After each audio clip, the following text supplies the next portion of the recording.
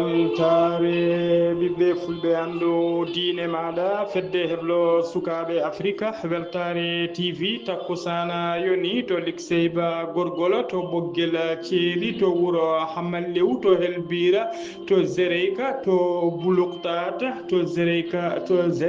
bulukɗat to zereyka badiana to winde ɓokki to wulloram 1 to wulloram 2 wulloram 3 to mbome 1 mbome 2 to mbome 3 ko on takkusan juuɗa ha to galle ceerno Amadou Daf to mbuuɗe ko taari ɗum kala ene jeeya e gardiɗi kabaruji men to leydi Sénégal. Barthélémy Dias maire mo Dakar police haɗimo wadde visite chantier ji goɗɗe gollede nder Dakar to rond point cité Keur ha to cité Gorgui ha to nokku biteɗo Grand Dakar kala to leydi Mauritanie to nokku wuuro witego Hayre Gollere tawe nder commune mo Babaɓe ko taari ɗum e oɗo saaha kala tawate tun ko caɗele waalo leydi waalo hakkude hardineji e fulɓe joom guese en to leydi Mali. Général colonel général Azimi Koïta hoorje transition leydi Mali o waɗi inauguré hanki o usine ɓurɗo mawnude taw ko usine lithium mo hono mum mawnugol hono mum mawnude ala e nder dogre Afrique to leydi Guinée Conakry. Général Doumbia o waɗi limogé directeur gonnoɗo directeur général office guinéen des publicités kedde Afrique ma en ketto musidɗo men Alassane Oumar Bocco habaruji men joolam jabiri ma en jaa ha to leydi Syrie to leydi Iran to leydi Canada ha to leydi Ukraine. Bisimilla mon e ketki hotodirte joni joni piren pacciren.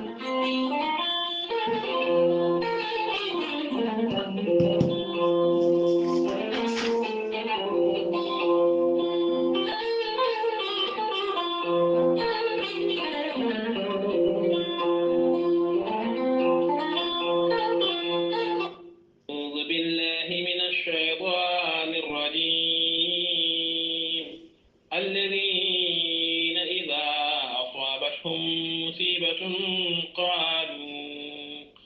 قالوا إنا لله وإنا إليه راجعون. صدق الله العظيم. batake jam gondaɗo hono Mamadou Diop e galle mum to Bangkok ko yettimbiɗo wulango Samba Ousmane Gaydo to juude Guriki ko mawnuma duttiɗo hono Saydou Ousmane Gaydo to juude Guriki ko miñuma duttiɗo Alassane Ousmane Gayde to juude Guriki ko miñuma duttiɗo Haruna Ousmane Gayde to juude Guriki ko miñuma duttiɗo Abdoulaye Gatta Gayde ko ɓi duttiɗo Almami Gaydo ko miñuma duttiɗo eɓe ngullo dendagal bandiraɓe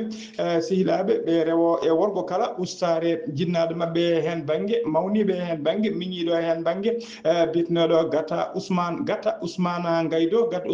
noon o yalti aduna koto juude Guriki ko aleta hanki 15 lewru décembre o hote jomi ko o yaltiri aduna ko duuɓi 64 ko altine hande o sanga 10 heures o wira toon to juude Guriki siftinde on noon yettiniɗo wulango ko Mamadou Diop e galle mum toon to Bangkok enen dow fedde heblo sukaɓe Afrique eɗen pacca sunare men e dendagal ɓesgu makko kala nde Allah yurmotomo yaafoma harnamo aljanna kanko e dendagal mayɓe julɓe kala allahumma amina.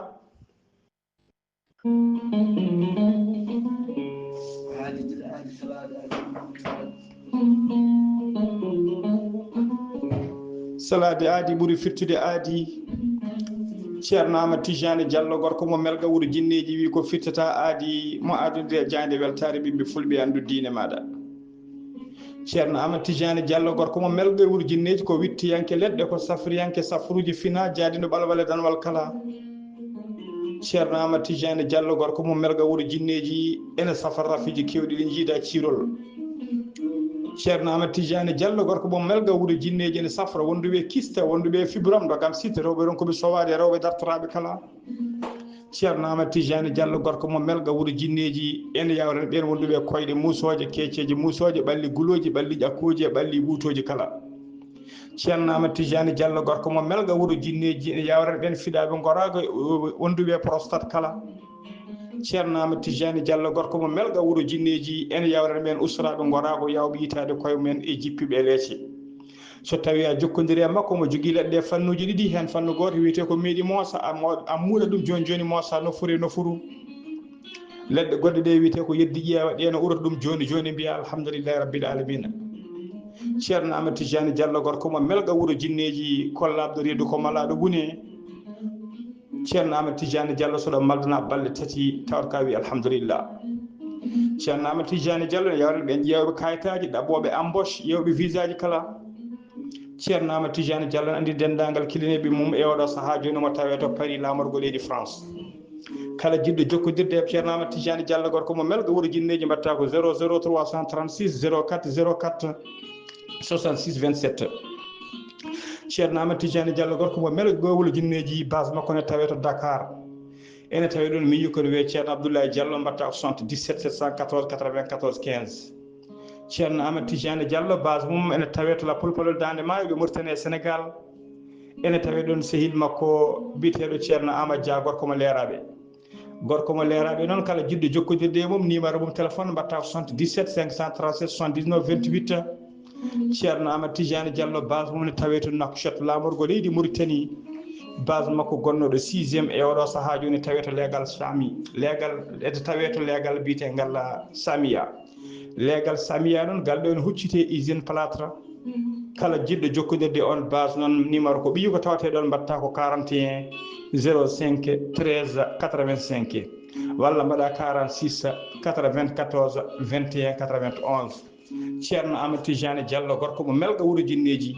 ko laaɓɗo reedu ko malaɗo wune ko newiɗo sanne sanne mbadden dando faade makko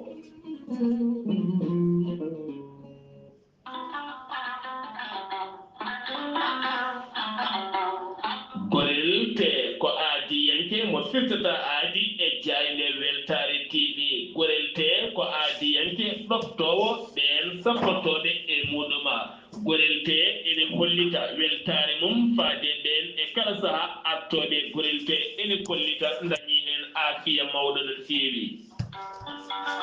gorel te ko haako moƴƴo iwru ko tokkore ɗinnoro ari ko wallude e safrude ha moƴi kala daña aafiya muɗum on joguiɗo AVC cardiaque ƴiƴam dogata e ɗaɗi mum ɓandu jaaɗoru ɓandu wulor neɗɗo toƴiɗo mo nangata taare kala mum de gorel te ene humta on haaju gorel te noon sa yiɗi andude ko jamta e mum ko kala jahata koto Google mbaɗa www.gorelte.com ma janngan hoorema kala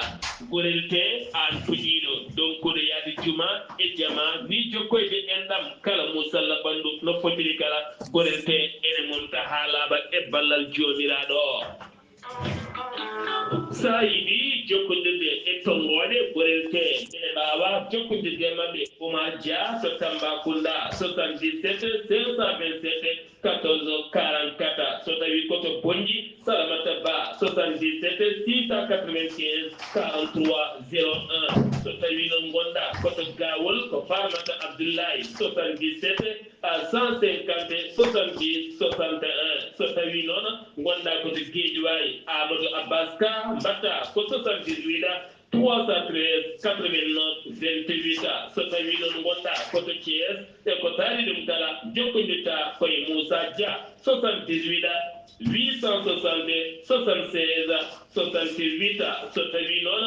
gonɗa koto leydi Mali to wiyete Melga Mali jokkodirta koye Abdoullahi Diallo mbatta ko 00 223 72 49 30 07 so tawi noon gonɗa koto leydi France jokkodirta koye Haruna Ngayda 06 50 99 64 43 so tawi koto États-Unis d'Amérique wonɗa jokkodirta koye abuso kawral Fouta business plus 1 34 77 01 56 77 musidɓe tedduɓe gonelte kawis polo e muɗuma kettude kaburuji mon e demgal pulaar Afrique, Asie, Europe, Amérique, Moyen-Orient, Océanie.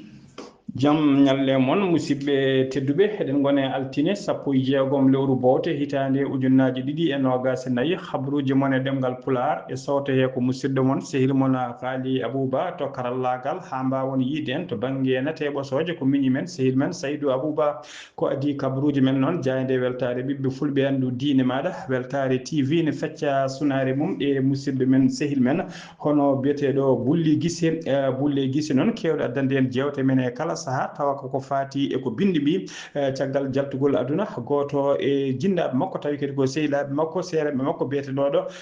Gatta Ousmane Gaydou noon o yalti aduna ko toon to juude nguuɗiki o yaltiri aduna ko duuɓi 74 ko altine hande o wira toon to juude nguuɗiki ko noon kadi jangde weltare ɓiɓɓe fulɓe andu diine maɗa ne facca sunare mum e Mamadou Diop noon ko goto e joom gorel teye en tawateɓe toon to Bangkok e dendagal équipe gorel te kala den pecce men sunare e ndeɗo ustare en duunima kadi en pecci sunare men e dendagal juude nguuri kinaɓe kala nde Allah yurmotomo yaafoma harramal janna kanko e dendagal mayɓe julɓe allahumma amina habruji men e ɗemgal pular ko to leydi Sénégal puɗoɗena to leydi Sénégal noon to wuro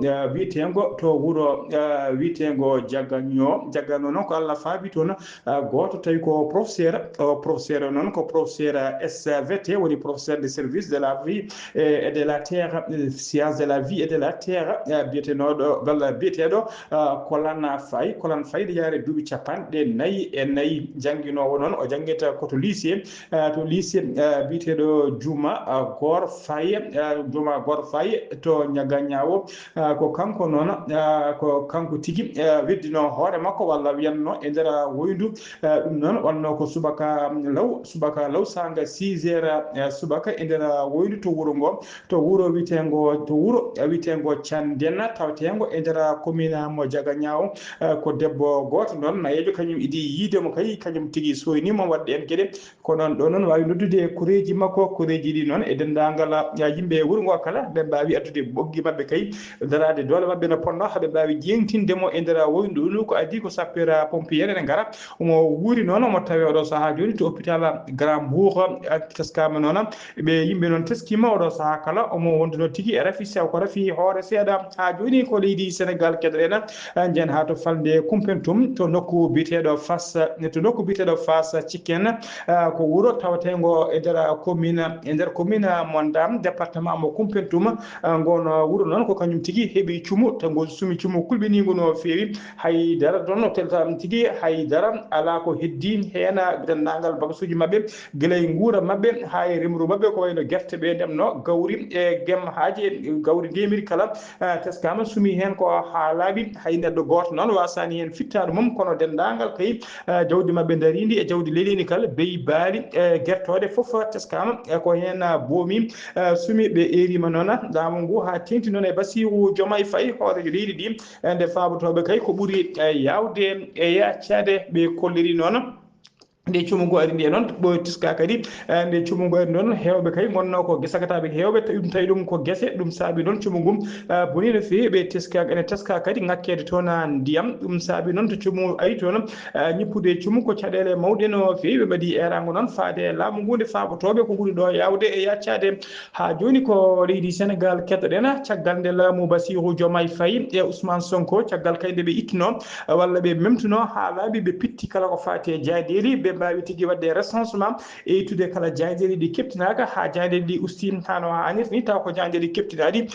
joni noon miijo mabɓe kadi fayi koye ɗiɗo landaji taw ko landaji dawrugol woni parti ji politique yidde mabɓe noon ko fittude ko ittude ñonkoto ha laaɓa e nder landaji dawrugol ɗi usti tigui ha ɗuma wawa tigui hakkindede saabu e ɗum landaji dawrugol e kala saaha e ɗum teske pindo foof so welama tafat landa mum dawrugol e nder leydi Sénégal e oɗo saaha joni ene teska fodde temedde 4 parti parti dawrugol woni landa parti politique landaji dawrugol ene tawe hen yidde mabɓe noon ko ittude ɗum ha ɗuma wawa semorde hano hannirta ni ɓe kalani kay mande ɗum ɗamini waɗede kono ɓoyata koye peeje ɓe goni ƴettude peeje no ɗiɗon partiji politique woni dawrugol landaji dawrugol no mbawi tigui ustede waɗe tigui maîtrisé hano hannirta ni ha joni ko on fannu keddoɗen nder leydi Sénégal ha joni ko adi kay ko Macky Sall ene ummo e jappere laamu tawi o sifino sifande noon walla mbiyen tawa kadi ko huwite amnesty noon ko wonande kay ɓeena ɓe juuɗe men modduno kala mo juuɗe mum modduno e fitinaji bannoɗi e seppuji nder leydi he ha waɗi no wasɓe hen pittali men e barmuɓe hewɓe ɓe juuɗe men modduno hen foof caggal nde jellodiri jafodiri mbaɗa ko wiyete amnesty woni haalaka uddama tawa ñawore fawetake e dow mumen tawa kadi ɗin fitinaji foof sabino ɗum ko yimɓe hewɓe kay miijade wonde deƴƴere Macky Sall ko yidde jaam toɗi ko fate 3e mandat ko ɗum sabino noon ɗen dilleɗi seppoji ha yimɓe hewɓe basino hen pittali waɗino barwoɓe hewɓe kadi nangganoma hen nguɗo laamu noon e gardugol Bassirou Diomaye Faye e Ousmane Sonko yidde mabɓe kay e oɗo saaha joni ko firtude ha soro ladde on taw ko loi d'amnistie baɗanoɗo kay honno ɓe mbaɗi kay noɓe pirtiri kay oɗo loi taw ko bannoɗo création catala bitegal au conseil économique social et environnemental e catala bitegal HCC tenoɓe itta ɗum ha laaɓi kay ko oɗo saaha joni hakkillaji maɓe woodi kay ko yidde ittude oɗon loi d'amnistie beele dendagal ɓen ɓe juuɗe men moddi e ɗiɗon wargoji e ɗiɗon fitinaji kala beele ɓe juuɗe men mbawi moddude hen kala ene mbawa darnede e mbawi tigui darade yesso sujet ndewno e lawol koye podoje mabɓe kadi ɗum jeeno e saaha kay guilay saaha ɓe gonno e ruuma jari woni campagne électorale ko adi koɓe gara e jappere laamu hono biteɗo maître Moussa Bocar Thiam koye avocat ji nder leydi Sénégal dawlude no fewi ko kanko wonno koɗo jande witede RFM e yewtere witede le grand jury o yami o yañima noon o namdanoma noon ko fati ɗum o yañima hen no fewi ko fati e ndeɗon toɓɓere amnesty o holliri noon o wi noon wonde abrogation noon woni l'abrogation loi d'amnesty o wi ɗum noon wadde ɗum ittu ɗum noon o holliri ɗum noon ko hunde kay nde waɗata wonanta gartam wonande hay laamu kesngu saabu kay o holliri ko contre productif woni tigui ɗum alnaɓe gartam no fewi gouvernement actuel gouvernement gonaɗo joni o tawi kadi on gouvernement ɓuuri hen hewde ko yimɓe Pastef kañumen tawate oɗon gouvernement o wi noon ruttanade kay ɗum ɗon wona hunde moƴƴere no fewi saabu oɗon loi ene protégé dendagal acteur uji hewɓe tawi ko acteur uji politique kay tawi ko acteur uji politique et poursuite judiciaire tawi kadi événement ji ɓoyɗi tawi ko événement ji ɓoyɗi o wi noon oɗon loi so tawi kay waɗama abrogé so waɗama abrogé hewɓe ɗum ɗon hewɓe kay ma ɗumen hewɓe kay ma ɗuma addan ɗumen ma waw tigui ruttitade ɗeɗon ñawoje ma mbaw ruttade yesso ñawoje o wi ɗum noon kay hayko wayno Bassirou Diomaye Faye en ko wayno Ousmane Sonko en kañumen foof so tawi ndeno loi ittama kañumen foof ene mbawi dartade yesso ñawoɓe saabu kay ma ɗum waw toɗɗade ɗumen ɗum noon wona hunde moƴƴere no fewi no holliri ha joni ko leydi Sénégal keddoɗen ko altine hande 16 lewru bowte suudu sarɗiji leydi Sénégal ndu 15e législature fuɗɗi golle mum tawi ko golle mum watte koɓe mbiyata adoption budget mabɓe wadde adopté budget mabɓe 2025 budget 2025 o noon e oɗo saaha joni ene qima ha kene ɓuura ujunnaje jeegom taw ko milliard woni plus de 6 milliards taw ko franc CFA marathon noon woni golle ɗe noon ko golle ɗe noon ko golle cattuɗe no fewi saabu kay ɗum waɗata koye nder jonte ɗiɗi ko commission des finances noon kañum udditta calendrier d'adoption budget ete eɗo noon eɗo noon hollirama tigui ɗum noon waɗata koɓe darto yesso député ji noon idito darade yesso député ji noon ko biteɗo Cheikh Diba kañum woni ministre des finances et des budget ko altine hande sanga novembre o dari yesso député ji o haala budget ministère mo halfina o ɗeɓata e makko noon woni ɗiɗaɓo ko biteɗo Abdourahmane Diouf on noon ko kañum wonata ɗiɗaɓo o darode yesso député ji on darto ko sanga 15 heures taga 16 heures ko kanko woni ministre de l'enseignement supérieur woni jangde ministre jalfita jagorgal kalfinagal ko fate jangde tonde e nder leydi Sénégal so tawi ko tataɓo o noon darto yesso sarɗiji ɗi ko ministre de l'environnement woni jagorgal kalfinagal ko fate taaridi jaagogal kafinagal ko fate taaridi on ko sanga 18h woni 6h kikiɗe ɗum ko altine hande o so tawi ko talata janggo one ma ministére uji tati daro yesso ɓeɗon sarɗiji haala ko fati kañum en budget ministére uji men talata janggo o idito darade yesso mabɓe ko ministre de communication télécommunication et du numérique piteɗo Aliouna Sall on darto yesso mabɓe ko sanga novembre so tawi ko ɗiɗaɓo ko Ibrahima Sy ko jaagogal kafinagal ko fate cellal AD on ko sanga 15h woni 3h darto yesso saɗɗiji haala ko fati budget mum so tawi ko tataɓo woni 3e ko Cheikh Tidiane Dieye on ko jaagogal kafinagal fati éducation nationale mo leydi Sénégal on ko sanga 18h darto yesso saɗɗiji kañumne haala budget muɗuma dendagal ministre uji ɗo mbiɗen nder jonti ɗiɗi moni foof ma daro yesso saɗɗiji haala ko fati budget mo halfi ministére muɗuma ha joni ko leydi Sénégal keɗoɗen hono no mbirne gardidi kabaruji men Barthélémy Dias maire mo Dakar elo saaha joni mo tekkere surkata hakkude mum e laamu leydi Sénégal tawa laamu ngu ko yiɗitudemo ha laaɓa caggal nde ittimo kayim e sarɗiyankagal ɓe jiiɗi ittudemo ha laaɓa koye gardi go mairie ɗi kanko Barthélémy Dias noon caggal kay nde o yinno wadde visite aji makko to golle taw ko sanciji makko tawateɗi to rond point cité cœur to rond point ha to cité cœur Gorgui e to wiyete Grand Dakar o teskama toon noon nde o ari ha o faadi ko police ji tigui o tawi ko police ji ha mbayno koce ene daarini kadi mo yettade ɗiɗon tigui sanciji dokkitigi mbimo tigui ko keeɓi kamyamirode hadde mo yettade ɗiɗon sanciji gonɗi e gollede taw kadi ko mairie de Dakar woni e gollade ɗum ha joni ko leydi Sénégal keddoɗen Madiambal Diagne ko jaydi yanke kanko woni tigui gardiɗo jayde taw ko jayde dowlude fe nder leydi Sénégal o yihino altine hande o notoyade convocation ngaji makko ɗiɗaɓo taw sécurité urbaine mo Dakar tawi ko plainte mo joom ngaluji ɗiɗo portunamo toon plainte ɗi joom ngaluji noon hen goto ene wiye Abdoulaye Sylla e Korta goɗɗo ne wiye Diop Taïfa ɓe noon portunnomo plainte ko takkudeɓe kay wiide tigui ɓen kalno mbino tigui wonde ko holko takkuno ɗumen ko haali ko wodano e mumen o wiya o pitama noon kanko Barthélémy Dia kanko noon hono tigui Madiambal Diagne caggal nde o noti on convocation ɓe kettimo tigui ɓe goppitimo ha laaɓi oɗo saaha joni o faati galle makko siftinde on noon e nder yontere mayde nde woni tigui semaine ɓennuɗo o notino convocation gadano tawi on convocation ko plainte mo Ousmane Sonko hoorejo kay landa Pastef fawno e dow makko ha joni habaruji men demgal Pulaar to leydi sa joni habaruji men demgal Pulaar seno mima to habaruji men demgal Pulaar seno mima to leydi Sénégal koto leydi Mauritanie paadena to leydi Mauritanie noon jen ha toon to diwan hayre golle ha to wiide seno busoɓe kala e oɗo saaha kala noon ko caɗele waalo woni ko tawete toon hakkude kay hardineji ɓe laamu rokkuno yo ndem guese taw ko guese waalo guila hitande 1989 caggal kay fitinaji ɓannude hakkude leydi Mauritanie leydi Sénégal ha hewɓe taccinnoɓe hewɓe guese men tettanoma taw ko laamu tottuno ɗiɗon hardineji ɗeɗon guese oɗo saaha joni noon caggal kay nde ilam ɗam yalti ha laaɓi waalo ngo jolana hakkillaji foof e oɗo saaha joni dutti toon to waalo teskama noon e oɗo saaha joni jolal waalo ko pelgodirala woni toon e kala saaha e kala ñalawma hakkude ɓen joom guese waalo ɓe hakkude mumen e ɗiɗon hardineji ɗum noon waɗi e kala saaha ne waɗa fitinaji ma en ketto goto e hayre gollernaɓe taw ko biteɗo Amadou Diallo noon ko ɓi joom wuuro hayre gollere kettoɗenmo Amadou Diallo assalamu aleykum wa rahmatullah. Assalamu alaikum qali Abu Seydi Ba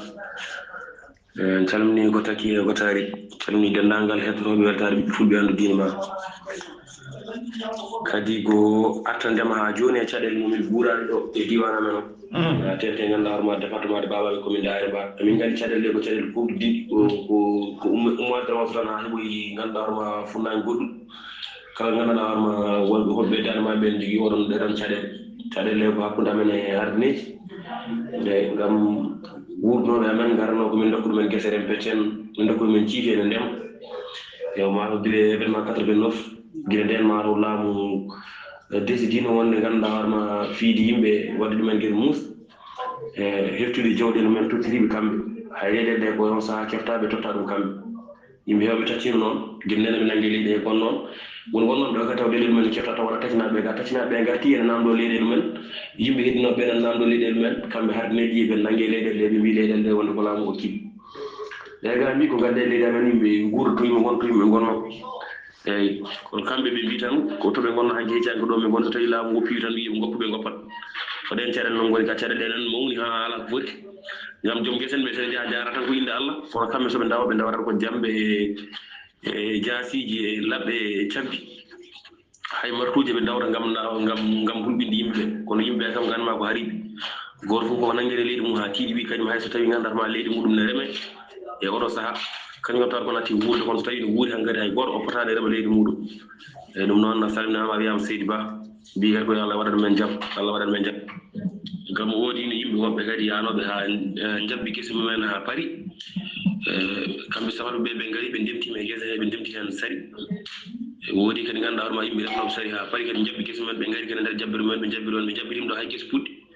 ko ɗum addi caɗele mawɗe kadi caɗele ɗe wonde préfet gonɗo ɗo e diwan amen o nanen ari ɗo walo tawi toon wi wonde joom guese en yo mbaɗ plainte ji mumen kala joguiɗo guesa mum waɗi caɗele waɗi plainte mum hayso tawi ko jabbi guesa mum yoɓe goppe hardineji jamannoɓe yo ndem ko nde ɗon dillere noon simaro ko ɗum ɓeydi addude caɗele ɗe fof ko ɗum ɓeydi addude ɗum wonde kamɓe safaɓe nde ɓe nani ɗum nde ɓe dañirani ɗum jaam hay guese ganduɗa hoorema ndemanode saari ene jabba ha paari fof ɓe gaari ɓe goni jabbirade nder hen ɗum noon noon jibini haara firinaji jibini haareji caɗele fof so ɓe gara ɓe gardata koye dental kadi yimɓe guure ɗe kadi kañumen koyemen kadi sen jalta jaldata koye dental kañumen mbi ko cohlani haydara cohlani musiba cohlani haydara cuuli tan koye guese mumen goppe eyyi ko ɗen caɗele kam goni ka hen ɗum noon a salminama a juurama a wiyama Seydi Ba Seydi Diallo Amadou Diallo ko ɓi joom wuuro hayre gollere noon en ñaago Allah tan de jaam e kisala artat toon joom guese en mbawa ruttade guese men koddigal moƴƴal wona hakkude meɗen e mabɓe hono no gonnuɗen hanki guila hanki canki kadi ko ɗum woni nafoore leydi ndi ha joni ko leydi Mauritanie keɗoɗen diɗɗal landaji lunda bitegal coalition d' opposition des forces du peuple ene dokkodiri kay aadi altine hande o 16 lewru décembre e nder Nouakchott lamorgo leydi nder Nouakchott lamorgo leydi Mauritanie on aadi noon ko yidde waddudeɓe kay ko wiyete déclaration mabɓe noon ko fati e gonka dawrugol leydi Mauritanie e ko fati e gonka mum banggue dawrugol to banggue faggude social kala ene jeeya noon e diɗɗal landaji dokkideɓe aadi hande o député maître El Id Mohamedine koye candidat ji taw ko candidat ji gam mennoɓe ko fati e sumgoji yidde wonde e hooreji leydi e sumgoji bannoɗi e lewru juin 2024 ene tawe hen kadi landa wiyete ka IFP woni union des forces de progrès e gardugol Mohamed Wul Mawlude tawe hen kadi landa wiyete ka INAD e gardugol secrétaire général landa ka biteɗo Sidi Wul El Kowri wondude e groupe jeeyaɓe e diɗɗal landa bitegal RFD tawi ardigal ɗon oɗon groupe ko biteɗo Nana Mintou Cheikhna e wondude tigui e cetala jeeyaɓe e landa Frida e gardugol Amadou Tijane Diop kamɓe noon je police kamɓe ɓeɗo noon kamɓe ɓeɗo ɓe limtuɗen ɗo noon ko kamɓe kala noon noddidiri oɗo ala kamɓe tigui dokkodiri kamɓe kala noon yidde mabɓe kay e fandare mabɓe ko rendude kamɓe foof ɓe mbaɗa sifande wottere eɓe ciifa déclaration goto tawa on déclaration kamɓe kala ɓamdi ko fati e gonka leydi ndi e fanno dawrugol fanno économique fanno social kala tawi kadi eɓe keeda kamɓe kala caggal député maître El Id kañum woni ko ancien candidat élection présidentielle bannoɗi e lewru juin 2024 ko kañum arno 4e position e gansaga o hebno e nder temedere kala ko tati piccal capanɗe joyyi e jeeɗi woni 3,57% e nder déclaration mabɓe noon maɓe ɗamini wadde hande o maɓe maɓe wat erago mabɓe kadi maɓe jokku erade e wedde junggo dendagal lamdaji dawrugol tawateɗi nder leydi he kala nde mbawa tigui artude tawtaɓe diɗɗal mabɓe haaɓe mbawa tigui tammodirde nde won noon ko tigui ko dental woni doole en ha joni ko leydi Mauritanie keɗoɗen fedde rewɓe wiyeteɓe les veuves woni rewɓe tigui taw ko rewɓe joɗinoɓe ɓe worɓe men mbarno e kitale 1989 à 90 e saaha laamu Mawya Wul Sidi Wul Taya on nden fedde noon darinde kala saaha namdade haqqiji men ɓe joɗinoma conférence mabɓe de presse ɗum waɗino ko ñande alkamisa ɓennuɗo 1 lewru décembre 2024 e nder Nouakchott lamorgo leydi Mauritanie e nder jonde he noon ɓe idi kala ko siftorde duwanade e wadde hommage gonnoɗo hoorejo fedde nde tawi kadi ko debbo yummiraɗo cuusɗo casɗo dariɗo pellitnoɗo gardinoɗo fedde nde bietenoɗo tigi darnoɗo fedde nde mo meeɗa yatirde caggal hay lawol gotal meeɗani kadi jabde funtede meeɗa kadi jabde o mbiyetenoɗo maire Houleye mbiyetenoɗo maire Houleye onon tigi binoɗo kay jamais jaam fota ko mémoire ɓiyum mbasnoɗo barnoɗo e ɗiɗon événement ji jaam fota ko kadi ɓeɗon rewɓe taw koɓe worɓe mumen mbara hisinoɓe joɗinoɓe kay caggal wargoji worɓe mumen tawi koye ɗiɗon événement ji moƴƴuɗi no fewi tawi ala koɓe namdi e ala koɓe namdi so wona justice nde watte e nder leydi hen cukko hoorejo fedde nde noon hono Aissata Diary Salam o waɗi tigui e nder haalande makko hommage mawɗo mabɓe o waɗi hommage mawɗo no fewi wonande kay gardinoɗo fedde nde hono tigui hono oɗon gardinoɗo fedde nde caggal ɗum noon o holliri tigui caggal ɗum noon caggal kay ɓe mbaɗi oɗon hommage o holliri tigui wonde kay oɗo saaha joni darde mabɓe koɓe darino hanki koɓe ɗum woni koɓe daari hande ɗum waɗi kadi koɓe daranto janggo ala koɓe jiiɗi kay so wona justice yo waɗe so wona kay lawol wannoɓe ɗen gueɗe kamtotinde kay nde darto yesso justice ndewne lawol kamɓe de e oɗo saaha joni ala koɓe jiiɗi ala koɓe namdi so wonna ɗum ɗon ɓe kolliri noon kadi wonde oɗo saaha joni ala toɓe keɓata kay ko fate ngalluji so wona kay piye mabɓe ɗe ɓe piyata kamɓe jeeyaɓe fedde nde walla saaha balle ɗe ɓe keɓata ummade diaspora ha tengti noon e diaspora dawlaji dentuɗe Amérique eɓe Europe kala ko mbawi ballen koye ɗina kalis ɓe keɓata noon woni tigui koɓe ballata hen saaha activité ji mabɓe ko hen kadi woni koɓe ittuno koɓe ƴettiri avocat ha tengti noon e on avocat taw ko Sénégal najo bawɗo darnadeɓe kay ha hujja mabɓe wawa yettoyade toon to dongre Europe ko ɗum noon woni darde mabɓe ɓe kolliri ha joni noon eɓe kesdina kay wonde yidde mabɓe kay darde mabɓe hanke canki darde hoorejo mabɓe darino ko den darde ha joni ɓe daari jokkude kay nde justice waɗete nder leydi he ko fati kay e ɗiɗon wargoji balanoɗi ha joni ko leydi Mauritanie keɗoɗen jagorgal leydi Mauritanie kalfinaɗo ko fate l'urbanisme et de l'habitat woni kalfinal fate kotki hono biyeteɗo l'aménagement du territoire biyeteɗo Nianga Mamadou o waɗi tigui jillu makko alata hanki sappo joyyi lewru décembre 2024 toon to Ayouna nayumo to ɗon ko yurde yaade golle ko fate mahgol hôpital mawɗo mo Ayouna to golle ɗe jadata ona hôpital noon gonɗo e mahede joni ko hôpital Pottam Limijo mo hono mum suwa tawa yiyede e nder Ayouna ko hôpital baɗɗo saluji jeegom omo jogui hattani kay wadde ha capanɗe jeetati leeso taw ko liice ɓe cellani to leloto hôpital o noon teskama tigui golle ɗe goɗɗoyi no fewi saabu e nder temedere kala hen capanɗe jeegom ene wayno gassini woni golle ɗe avancé ha 60% caggal ɗum noon o waɗi jillu makko kadi ƴeewoyde golle ko fati pewnugol laabi e nder wuuro Tentana ɗum noon tawi ɗine laabi goudron ko fodde sappo e tati kilométre o wawi yettade kadi ɗiɗon nokkuji gonɗi e gullede ha joni ko leydi Mauritanie keɗoɗen jagorgal leydi Mauritanie kalfinaɗo ko fati diine e jangde lasli e jagorgal kalfinagal leydi Arabie Saoudite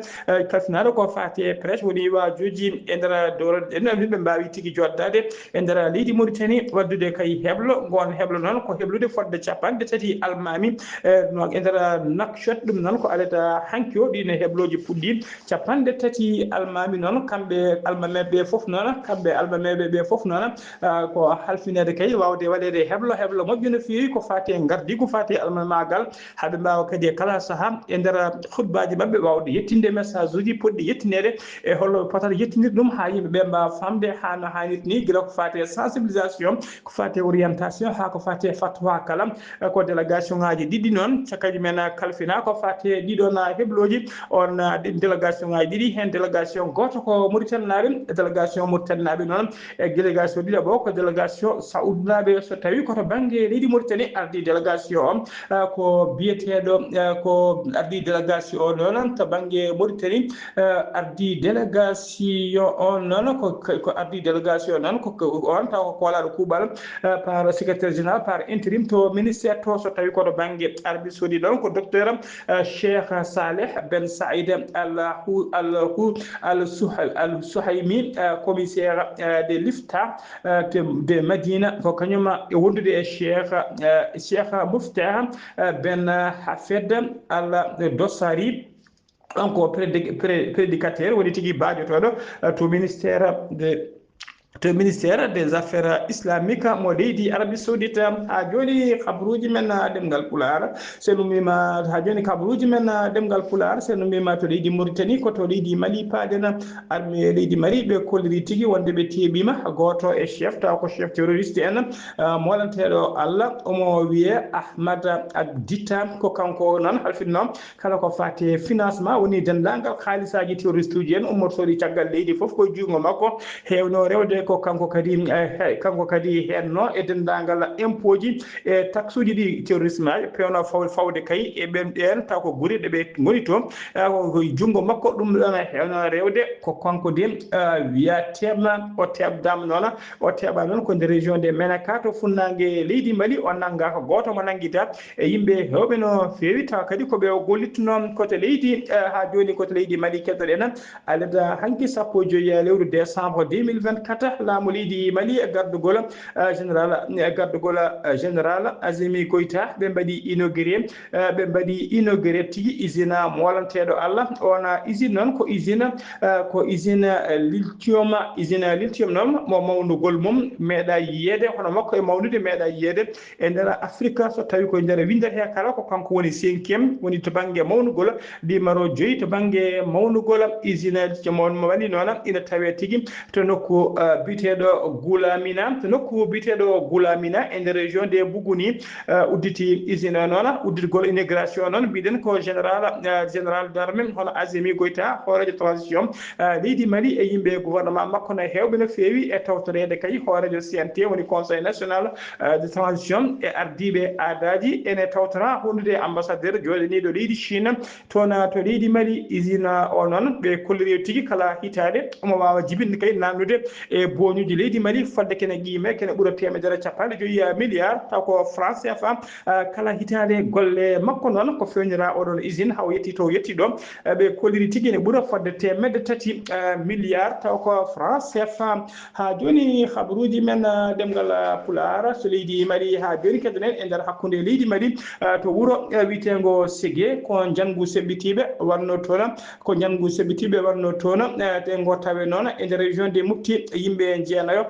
mbasi hen pittali men matériel kewɗo kadi bonnama hen e nder waraɓe hen noon hen jeeɗiɗo mbara tigui koto wuuro witego Ségué ɓe ɗiɗo waraɓe ɓe ɗiɗo heddiɓe mbara koto wuuro witego Saint-Founou wat boniɓe noon ɓe duppi toon caggal nde ɓe mbaɗi janggu ngu ɓe mbari ɓeɗo ɓe dutti noon ɓe duppi ko dispensaire wuuro ngo ɓe duppi pharmacie wuuro ngo ɓe duppi ambulance wuuro ngo ɓe duppi kadi auto maire mo Ségué taw ko auto muɗum personnel ɓe jaadi kadi e motoji kewɗi no fewi ɓe tawno e wuuro he ɓe mbawi yadude hen to Diala Sougou noon sifti ɗon to Diala Sougou kadi ñande asetta ɓe nudɗo o ko rewɓe joyo mbasi pittali men tawi tigui koye pittola bombo ɓe jaɓɓuno ha joni ko leydi Mali keddoɗen e mbadi kay mawnidigol yontere taw ko yontere haɓade mbuñari woni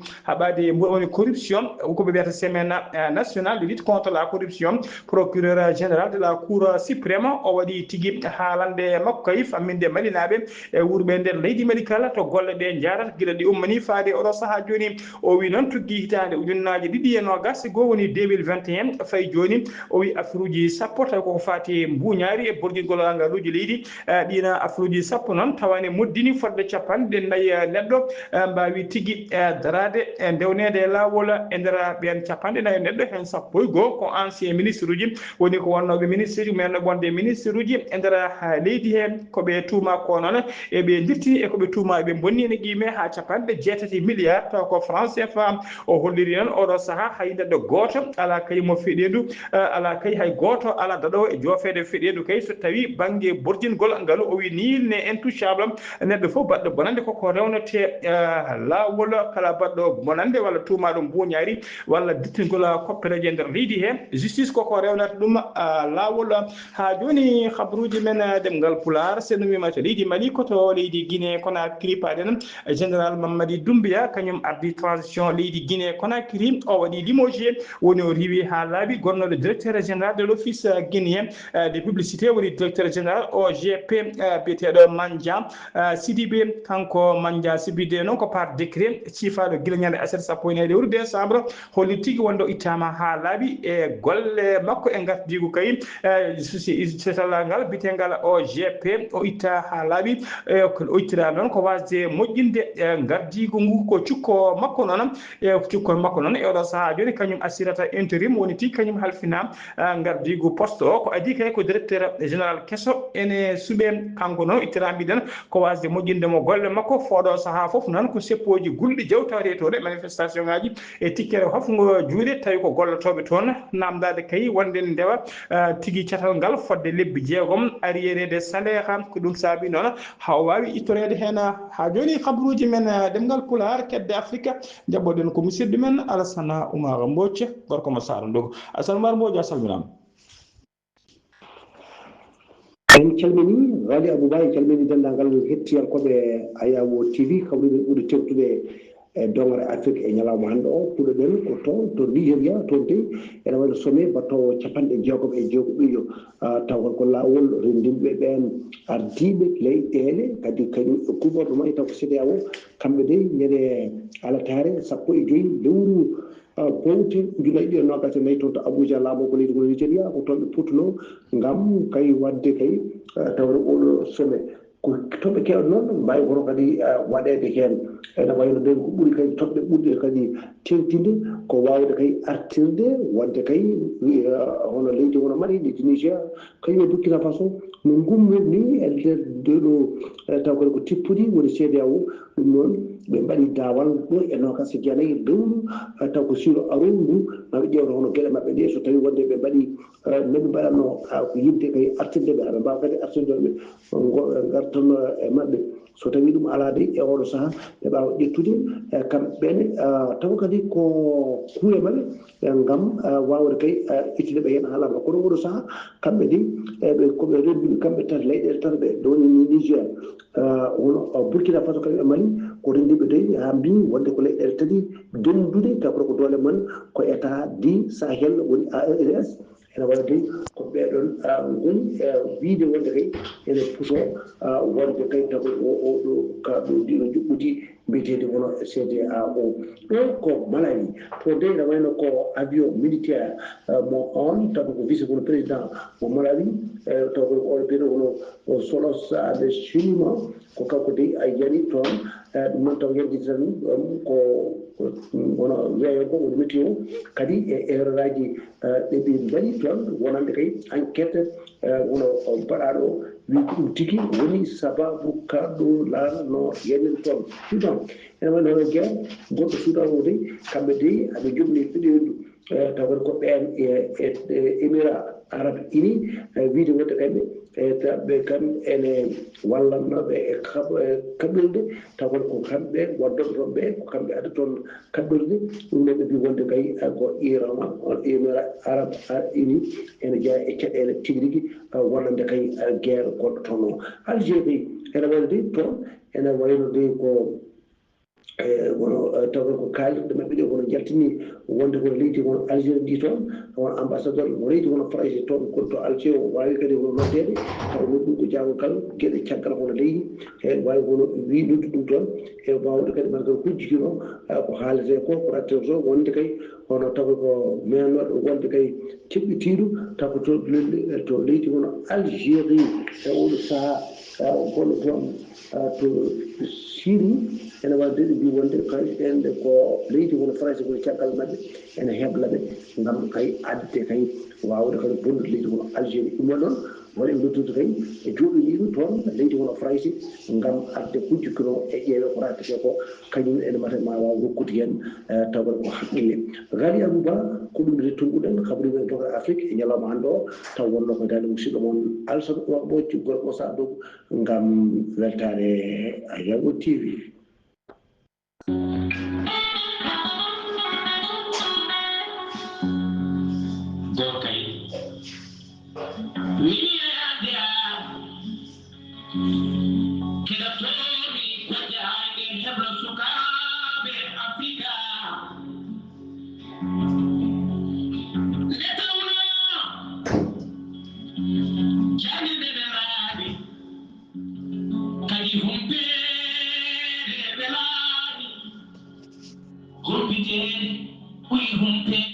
humpede welani humpitede ɓuri humpede kala jiɗɗo humpitade yo hetto jande weltare ɓiɓɓe fulɓe andu diine maɗa weltare TV Alassane Oumar Ndiaye Alassane Oumar Mbodj golle ma juuɗi peewi ko noon kadi ya Ndiaye golle ma juuɗi peewi kabaruji men jolam jabiri koto leydi Syrie paɗen Bashar al-Assad toon guila kay o folla e jappere laamu o furti o dogo moltoyi toon to leydi Syrie guila nden ko luɗɗinoɗo hay goto nanani dande makko so wona altine hande o altine hande ɗon o waɗi tigui déclaration makko woni communiqué makko altine hande o hollirde e nder communiqué he wonde kanko kay jaltugol makko leydi ndi wona hunde waɗande prémédité woni tigui hunde fewjanode ala ko caggal kay teskademo e oɗo saaha joni leydi ndi koko boni o holliri leydi ndi e oɗo saaha joni Damas woni lamorgo leydi ndi ene tawe tigui e juuɗe taw ko coalition pelle ceɓɓitiɗe koto leydi Iran paɗen jagorgal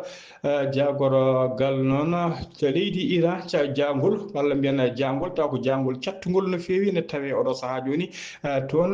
to leydi Iran ha tengti noon e nder lamorgo leydi ndi woni to Téhéran ko ɗum saabi noon ɗeɗo balɗe kali noon guila hanki fayi hande ha janggo kala teskama ko jangol mawgol no fewi ngol jangol noon so ari huɓɓoɓe chauffage foof ne saabo ha waɗa ko wiyete crise énergétique ko ɗum woni ko tawte toon soni tawte joni toon ha toon to lamorgo ko ɗum saabi noon ñalawma janggo o kadi talata janggo 17 lewru décembre ko 2024 laamu ngu rokki tigui yamiri dendagal école aji collège aji lycée école aji to koji e bâtiment ji public kala nde uddata mbasa jomumen mbasa gollade saabu kay jangol cattugol teske toon talata janggo waɗata balɗe tati ko ngal ɗon tigui